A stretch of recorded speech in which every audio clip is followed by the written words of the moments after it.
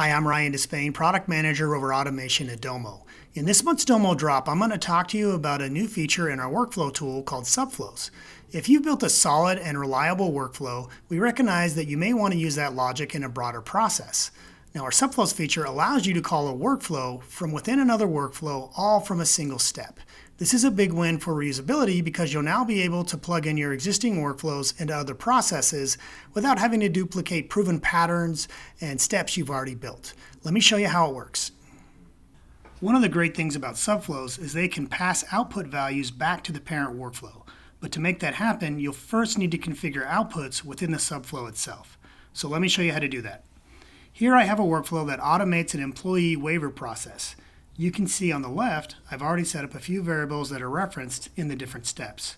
By selecting a variable, I can access a menu to edit or delete it, and now there's a new option that lets me designate the variable as a workflow output. When I select this option, the variable also appears down here in the output section. This means that whatever value is stored in this variable when the workflow finishes will be available as an output. And when this workflow is used as a subflow, that output value can be passed back to the parent workflow. Now I'm going to show you another workflow for granting or rejecting employee access to a facility. If an employee hasn't completed the waiver, they need the option to review and accept it. As you just saw, I already have a process for that, and rather than rebuilding all that logic here, I can simply use a subflow to invoke that workflow within a step. You can add a subflow by selecting the New Subflows option in the Action menu. Then you can choose a workflow by clicking the corresponding button in the Configuration panel.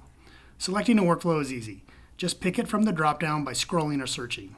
Only deployed workflows appear here, defaulting to the latest version, which you can change if needed. The modal also shows the inputs and outputs, so you know what you need to map. And the preview gives you confidence that you've chosen the right one. Once you're ready, hit Save, and the selected workflow is now set as a subflow. Once your subflow is added, you'll notice the configuration modal has a couple of radio buttons. By default, it's set to run and wait, which means at runtime, when the workflow reaches this step, it'll wait for the subflow to complete and return its output values before moving on to the next step. The other option is run and continue, which fires the subflow and immediately proceeds to the next step. You'd select this option if you don't need any outputs from the subflow.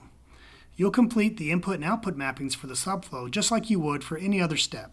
The input mappings feed into the start parameters for the subflow, and the output mapping will receive the values the subflow produced. I'll finish by connecting my subflow to another step.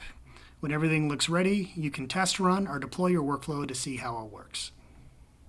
You can review everything that happens in both the parent and the subflow using our execution details playback option and see the data pass between the two.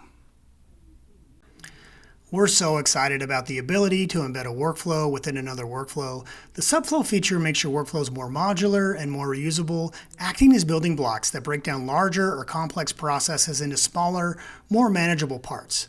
Now, subflows will be included in our November release, so be sure to try them out in your workflow soon. Thanks for watching, and we'll catch you on our next Domo Drop.